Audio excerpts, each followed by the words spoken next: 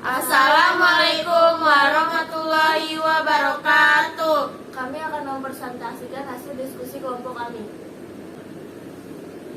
A. Pengertian ekologi. Ekologi adalah ilmu yang mempelajari interaksi antara organisme dengan lingkungan dan yang lainnya.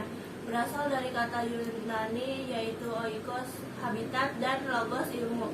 Ekologi diartikan sebagai ilmu yang mempelajari baik interaksi antar makhluk hidup maupun interaksi antar makhluk hidup dan lingkungannya. Istilah ekologi pertama kali dikemukakan oleh Ernst Haeckel 1834 sampai 1914. Dalam ekologi, makhluk hidup dipelajari sebagai kesatuan atau sistem dengan lingkungannya. Pembahasan ekologi tidak lepas dari pembahasan ekosistem dengan berbagai komponen penyusunnya, yaitu faktor abiotik dan biotik. Faktor abiotik antara lain suhu, air, kelembapan, cahaya, dan topografi. Sedangkan faktor biotik adalah makhluk hidup yang terdiri dari manusia, hewan, tumbuhan, mikroba. Ekologi juga berhubungan erat dengan tindakan-tindakan organisasi makhluk hidup, yaitu populasi, komunitas, dan ekosistem yang saling mempengaruhi dan merupakan suatu sistem yang menunjukkan kesatuan. Para ahli ekologi mempelajari hal berikut. Pertama, perpindahan energi dan materi dari makhluk hidup yang satu ke makhluk hidup yang lainnya ke dalam lingkungan dan faktor-faktor yang menyebabkannya. Dua, perubahan populasi atau spesies pada waktu yang berbeda dan faktor-faktor yang menyebabkannya. Tiga, terjadi hubungan antar spesies, interaksi antar spesies makhluk hidup dan hubungan antara makhluk hidup dengan lingkungannya. Kini ekologi orang yang mempelajari ekologi berfokus kepada ekowilayah bumi dan riset perubahan iklim. B. Kaitan AMDAL dengan ekologi sebagai dasar kajian AMDAL. AMDAL merupakan suatu keharusan untuk mengidentifikasi dampak penting dari kegiatan pembangunan yang akan dilakukan. Ekologi mencakup seluruh hubungan organisme dengan lingkungannya, merupakan dasar kajian AMDAL, yaitu sebagai dasar kajian untuk mengkaji dampak penting dari suatu kegiatan pembangunan terhadap ekologi. A. Kelestarian lingkungan. Kelestarian lingkungan mencakup kesehatan lingkungan tanpa pencemaran lingkungan atau polusi, merupakan salah satu dasar kajian AMDAL. Kelestarian lingkungan merupakan keinginan bersama dan tidak akan mau jika harus terganggu dengan adanya kegiatan pembangunan. AMDAL bertujuan untuk mengidentifikasi dampak penting dari suatu kegiatan terhadap kelestarian lingkungan. Misalnya, mencari data mengenai bagaimana dampak yang dihasilkan dari suatu kegiatan atau usaha yang akan dijalankan.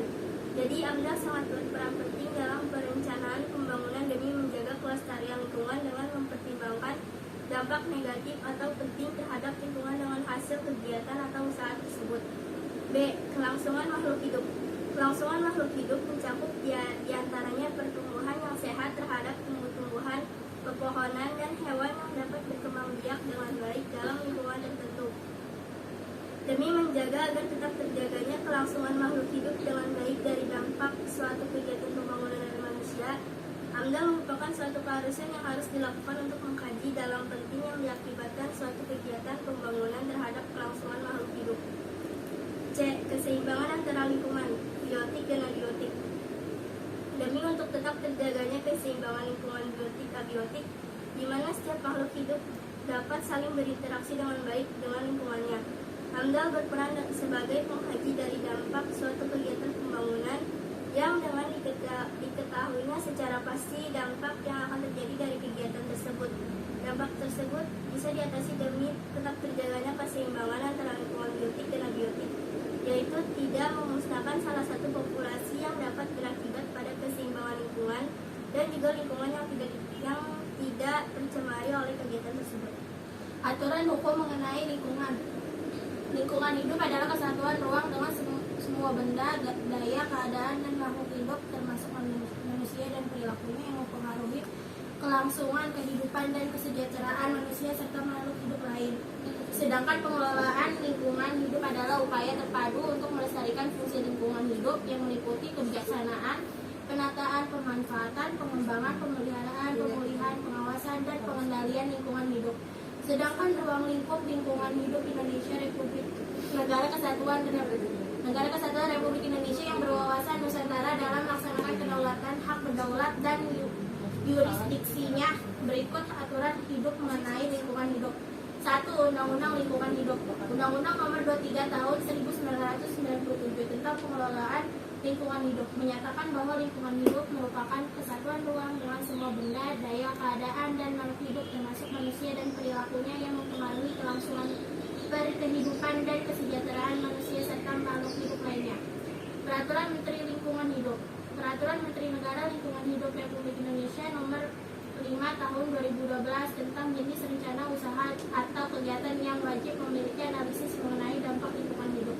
Menetapkan Peraturan Menteri Negara Lingkungan Hidup Republik Indonesia tentang jenis rencana usaha atau kegiatan yang wajib memiliki analisis mengenai dampak lingkungan hidup. Ekologi atau lingkungan mempengaruhi status kesehatan. Lingkungan atau ekologi merupakan komponen paradigma keperawatan yang memiliki implikasi sangat luas bagi kelangsungan hidup manusia. Lingkungan atau ekologi sangat berpengaruh besar dalam status kesehatan manusia. Lingkungan yang bersih sudah pasti ditempati oleh masyarakat yang sehat, sedangkan lingkungan yang tidak bersih atau kotor pasti ditempati oleh masyarakat yang sering terserang penyakit. Contoh lain, semakin maju suatu bangsa, penyakit yang diderita berbeda dengan bangsa yang baru berkembang. Penyakit-penyakit infeksi seperti malaria, demam berdarah, TBC, dan lain-lain umumnya terdapat pada negara-negara berkembang, sedangkan penyakit-penyakit non-infeksi seperti stres, depresi, kanker, dan lain-lain pada negara-negara maju. Hal ini disebabkan oleh pertumbuhan ekonomi yang berbeda pada kedua kelompok tersebut. Contoh kasus pencemaran lingkungan. 1. Kasus pencemaran lingkungan oleh PT Galuh Cempaka. 2. Kasus pencemaran lingkungan oleh PT Adora Indonesia. F. Dampak ekologi. 1. Dampak positif.